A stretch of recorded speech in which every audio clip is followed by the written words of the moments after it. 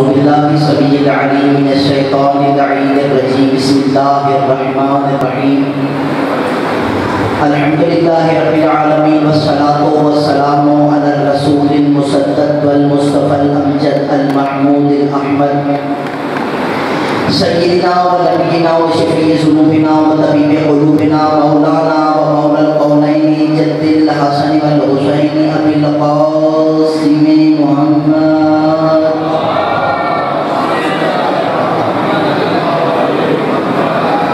اما بعد فقد قال اللہ تبارک و تعالی فی محکم کتابہ المجید والفرقان الحمید وهو اصدق القائلین وقولہ الحق بسم اللہ الرحمن الرحیم ان اللہ اصطفى آدم و نوحا و آل ابراہیم و آل عمران علی العالمین بلند صلوات۔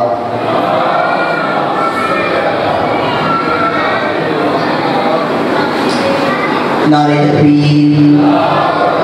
ایسی ہی کافی حضرات شریف فرمائیں، اپنے تعداد کمی کو محسوس نہ کریں، کیونکہ اگر کم ہو تو 72 پہ رحمت اللہ بن جاتے ہیں، اور اگر زیادہ ہوں تو وہ ہزاروں ہوں تو وہ لعنت اللہ بن جاتے ہیں۔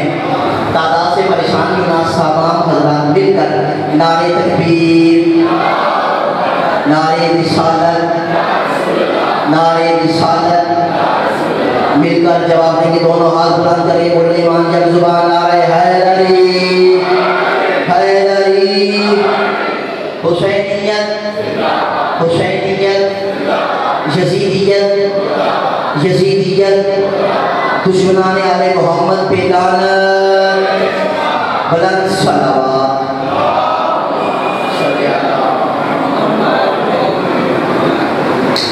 سب سے پہلے تمام حمد ہے اس اللہ کے لیے کہ جس نے اس کائنات کو روشن کیا، اور درود و سلام ہو اللہ کے مجتبی مصطفیٰ مرتضیٰ بندوں پر، اور لعنت ہو ان پر کہ جن کے مقدر میں لعنت کو لکھ دیا گیا ہے۔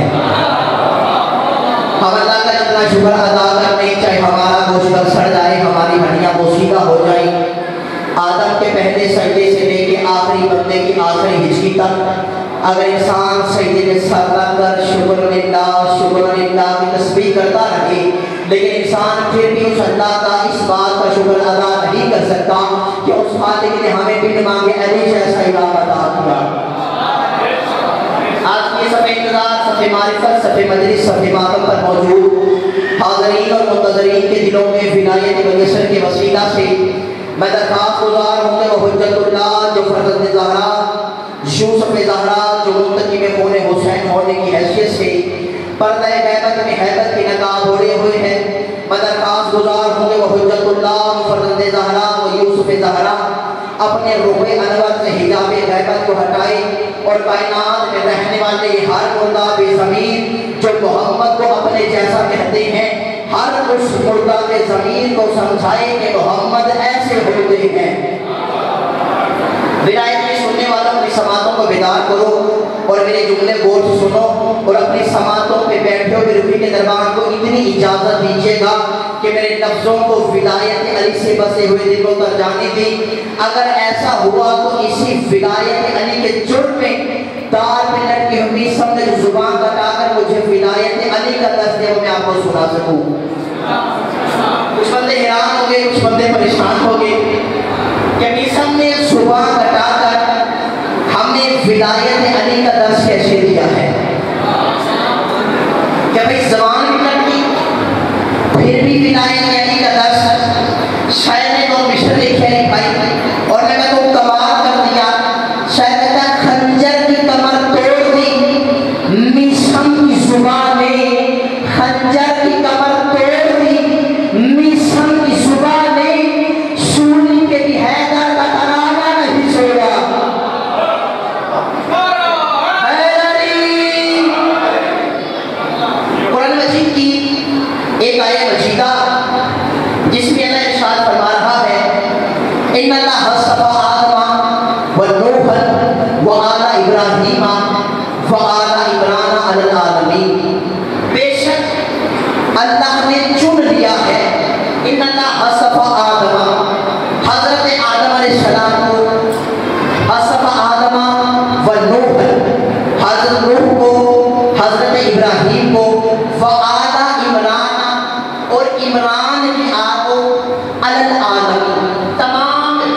آسمانوں پر. ترجمہ سن لیا، لیکن لگتا ہے کہ آپ میں سے اکثر حضرات نے ترجمے پہ غور نہیں کیا. اللہ کہہ رہا ہے ان اللہ اصطفیٰ، اللہ نے چن لیا ہے. اس کا مطلب خلیفہ کو چننے کا اختیار اللہ کے پاس ہے، بندوں کے پاس نہیں. کہ اس لفظ سے پتہ چل گیا کہ خلیفہ چننے کا اختیار فقط اللہ کے پاس ہے. کہ اللہ نے اگر انسانوں کو بھیجا تو انسانوں کی ہدایت کے لیے بھی ہادی وہ ہونے چاہیے کہ جو اس اللہ کی طرف سے ہو. شاید کچھ بندوں کے ذہن میں خیال آ جائے جیسا کہ ہمارے کچھ بھائیوں کا یہ عقیدہ بھی ہے کہ جو کرتا ہے اللہ کرواتا ہے. کہتے پھر آپ تو ہماری بات قائم ہو گئے کہ جو کرتا ہے اگر کسی کو منتخب کرنا ہے تو وہ پریشان ہو کے بولے تمام حضرات اللہ نے کرنا ہے، منتخب کرنا ہے تو اللہ نے کرنا ہے. کہ انسان اس دنیا میں جب آیا وہ اس عقیدے کے قائل ہے کہ انسان جو بھی کرتا ہے وہ خود نہیں کرتا، اللہ کرواتا ہے. مگر پھر تم ہمارے ماتم پہ اعتراض نہ کیا کرو کیونکہ جو کرتا ہے وہ اللہ کرواتا ہے.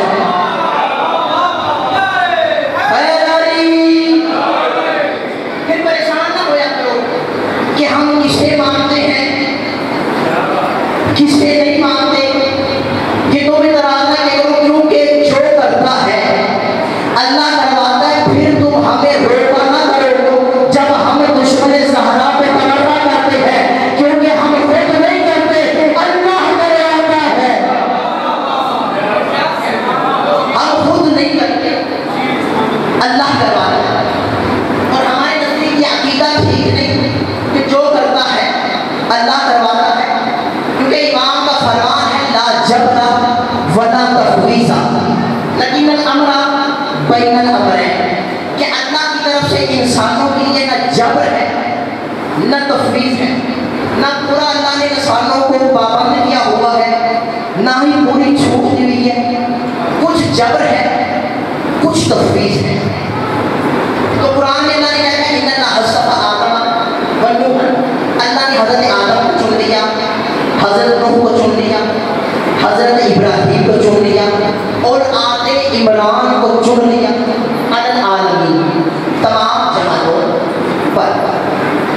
تو چننے کا معیار اللہ ہے. اللہ کے ہاں الیکشن نہیں ہوتے، سلیکشن ہوتی ہے. کیونکہ اللہ الیکشن نہیں کرواتا، صحیفے نہیں بنواتا، غلیظ کرنے پر لگواتا ہے. سلیکشن اللہ کے ہاں، الیکشن عوام کے ہاں. تو اللہ نے ہر دور میں کسی نہ کسی ہادی، کسی نہ کسی رہبر کو چنا. جیسے کہ اللہ نے خانہ کعبہ کی نگرانی کے لیے حضرت ابو عبد المطلب کو چنا. پھر دور بدلا انسانوں کی ہدایت کے لیے اللہ نے، کیونکہ وقت مختصر ہے، مجھے حکم دیا تھا کہ شہزادے علی پر کے فضائل پڑھنے ہیں اور وسائل پڑھنے تھے. انشاءاللہ میں مختصر سے وقت میں جلدی سے شہزادے کی فضیلت کے 2 جملے سناؤں گا ایک تاریخی انداز میں. تو دور بدلا، اللہ نے حضرت ابو طالب کو بھیجا اور حضرت خدیجہ کو بھیجا تاکہ اسلام کی حفاظت کریں. پھر دور بدلا، پھر ایک دور وہ آیا کہ جس دور میں حضرت علی مرتضیٰ اور جناب سیدان اسلام کی حفاظت کی. یعنی ہر دور میں اللہ نے اپنا کوئی نہ کوئی ہادی، کوئی نہ کوئی رہبر اس دنیا کے لیے بھیجا.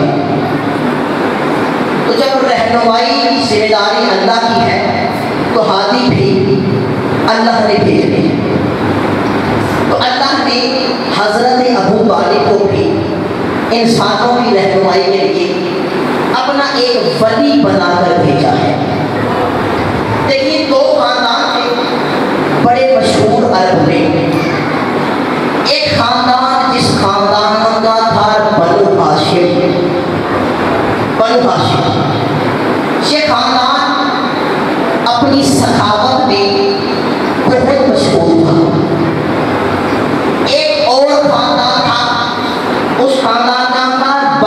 امیہ یہ سیاسی خاندان تھا جو سیاسی بیانات دیا کرتا تھا. یہ دو خاندان ہوئے. تیسرا خاندان ایک اور بھی بڑا مشہور تھا کیونکہ شہزادہ نے ایک بار کے فضائل پڑھی. تیسرا خاندان بنو ثقیف کا خاندان تھا. یہ اپنے حسن و جمال میں پورے عرب میں مشہور تھے. چوتھا خاندان جس خاندان سے حضرت عباس نے بڑی کتاب، یہ شجاعت بہادری میں بڑے مشہور تھے. اچھا، حضرت علی اکبر کی اس خاندان بنو امیہ سے یہ رشتہ داری کیسے؟ حضرت ابو سفیان کے کچھ بیٹے تھے، کچھ بیٹیاں تھیں. ان کی ایک بیٹی جس کا نام تھا ام حبیبہ، جی ان کا عقد رسول اکرم سے ہوا تھا. کیا نام تھا؟ ام حبیبہ. اور یہ رسول کی بڑی وفادار زوجہ تھی.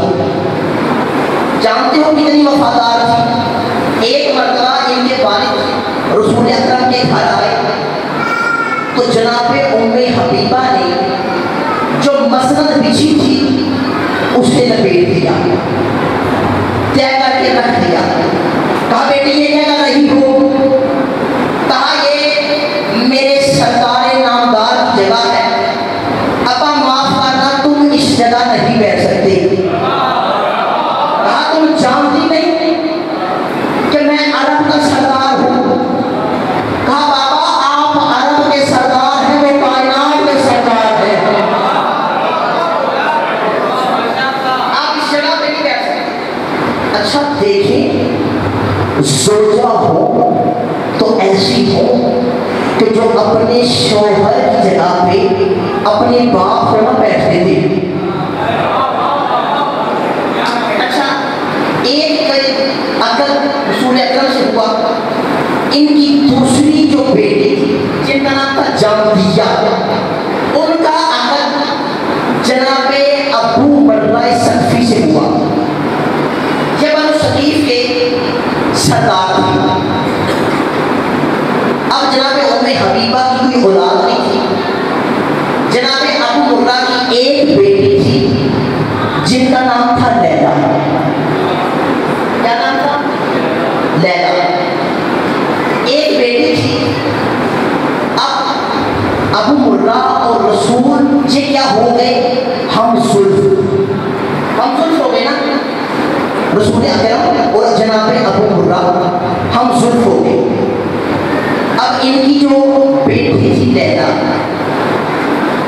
اس کے امیر شام کیا ہو گئے؟ مامون. اچھا، اب عقد جناب امام حسین سے جناب لیلا کا کیسے ہوا؟ ایک دن ابو مرہ مسجد نبوی میں آئے تو کیا دیکھتے ہیں؟ رسول کا لخت جگر حسین مسجد نبوی پر مصلی پہ تشریف فرما ہے. آئے سلام کیا، مولانا سلام کا جواب کیا؟ کہا تھا میرا ایک سوال ہے حدیث کی روح سے کہ رسول اکرم نے فرمایا تھا کہ اگر تم نے کوئی سوال کرنا ہو تو اس سے سوال کرنا کہ جو سب سے زیادہ عالم ہو. کہا بالکل حدیث ہے. کہا اگر عالم نہ ملے تو رسول اکرم نے فرمایا تھا اس سے سوال کرنا جو حسبی بھی ہو اور نسبی بھی ہو، کیونکہ غیر حسبی اور غیر نسبی رسول نے خارج کر دیے تھے. ارے میں ان کی بات کر رہا ہوں کہ جو 40 سال تک کنکر کو شنکر مانتے رہے ہیں. اچھا، جو حسبی بھی ہو نسبی بھی ہو. کہا اگر یہ بھی نہ ہو تو آپ کے جد نے کہا تھا پھر سوال اس سے کرنا کہ جو سب سے زیادہ خوبصورت ہو. کہا بالکل حدیث ہے. کہا میں آقا سے سوال کرنے آیا ہوں. امام نے فرمایا سوال بعد میں کرنا، پہلے میرے 3 سوالوں کے جواب دو. اس نے کہا پوچھے. امام نے فرمایا میرا پہلا سوال انسان کے لیے سب سے زیادہ ضروری ہے۔ اس نے بولا انسان کے پاس علم ہو اور علم کے ساتھ حلم بھی ہو، علم بھی آتا ہو ساتھ بردباری بھی ہو۔ دوسری چیز کہ انسان کے پاس دولت بھی ہو لیکن دولت کے ساتھ سخاوت بھی ہونی چاہیے۔ امام نے پوچھا تیسری چیز، اس نے کہا بولا انسان اگر فقیر ہو لیکن قناعت پسند ہو، اسی چیز پر اکتفا کرنے والا ہو۔ بالکل ٹھیک کہا، اب بتا تیرا سوال کیا ہے؟ اس نے کہا بولا اللہ نے مجھے ایک بیٹی سے نوازا تھا، میرا دل یہ ہے کہ آپ میری دختر سے نکاح کر لیں۔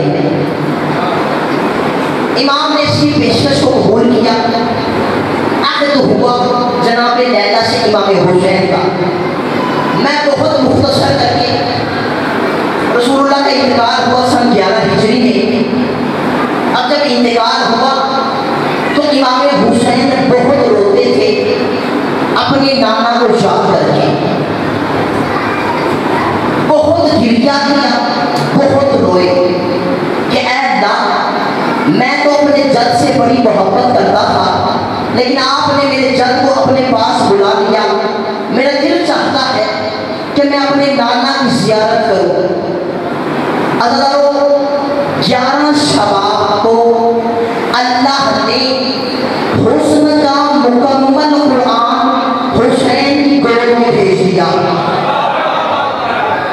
11 شباب، اچھا تقریباً 30 سے 32 سال، میں اگر تاریخ ہجری کے لحاظ سے غلط نہ بتاؤں، 30 سے 32 سال لگے کہ اللہ نے 32 سال کے بعد، فکرہ میرا ضائع نہ کرنا، 30 سے 32 سال کے بعد اللہ نے حسین کو اکبر جیسا بیٹا عطا کیا۔ کیسا بیٹا؟ اکبر جیسا۔ کیسا اکبر؟ بالکل رسول جیسا۔ اب پتا چلا بیٹا نہیں چاہیے تھا حسین کو، دوسرے رسول چاہیے تھے، کہ بیٹا نہیں ہم شکل پیغمبر چاہیے تھے حسین کو۔ اللہ نے جب بیٹا کیا، بالکل یہ بیٹا ہو شبیہ مصطفیٰ۔ اور دیکھیں رسول اللہ کے حسن کے کیا کہنے، جب رسول اللہ بازار میں چلتے تھے نا تو لوگ اکثر جو مانتے تھے اور جو نہیں مانتے تھے وہ دونوں اکثر یہ کہا کرتے تھے کہ یہ ہمیں بشر نہیں لگتے۔ جو رسول کو مانتے تھے اور جو رسول کو نہیں مانتے تھے، دونوں یہ کہتے تھے کہ یہ ہمیں انسان نہیں لگتے، یہ تو ہمیں فرشتے لگتے ہیں۔ میں 14ویں صدی کے جاہل انسان کو یہ سمجھانا چاہتا ہوں کہ 1400 سال پہلے بھی رسول کو لوگ فرشتہ سمجھتے تھے۔ اب کوئی بندہ رسول کو اپنے جیسا نہ کہنا،